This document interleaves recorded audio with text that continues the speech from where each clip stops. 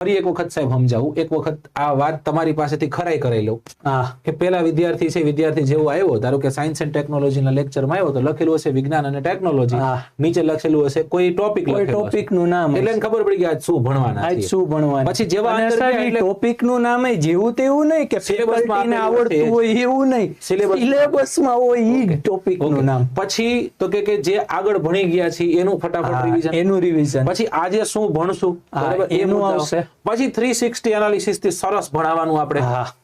સાહેબ આ બધું કર્યા પછી બહુ મહત્વની વસ્તુ PYQ ક્યાંથી ગોતવાય ખબર નથી વિદ્યાર્થીઓ. બજારમાં મહેનત વધી કરવી પડી છે એમ.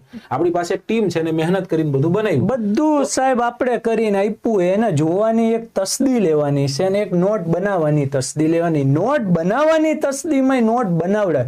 હવે સાહેબ એ નોટ નો બનાવે ને એટલે એનો પ્રોબ્લેમ કહેવાય છે. બાકી જો આને ફોલો કરી લીધું સાહેબ પૂરું થઈ ગયું સાહેબ, સફળતા 100% મળે, મને એટલી ખબર પડે. જો આને તમે ફોલો કરી લીધું, આને ફોલો કરી લ્યો સાહેબ, ફેકલ્ટી ભણાવે એનું બોર્ડ વર્ક કરે ઈ ભાઈ આખું સમજે છે, બધું PYQ આવી જાય, બધું આવી જાય, નોટ્સ બનાવે ત્યારે ફેકલ્ટી બોલીને લખાવડાવે, પછી શું હવે સાહેબ શું ઘટે?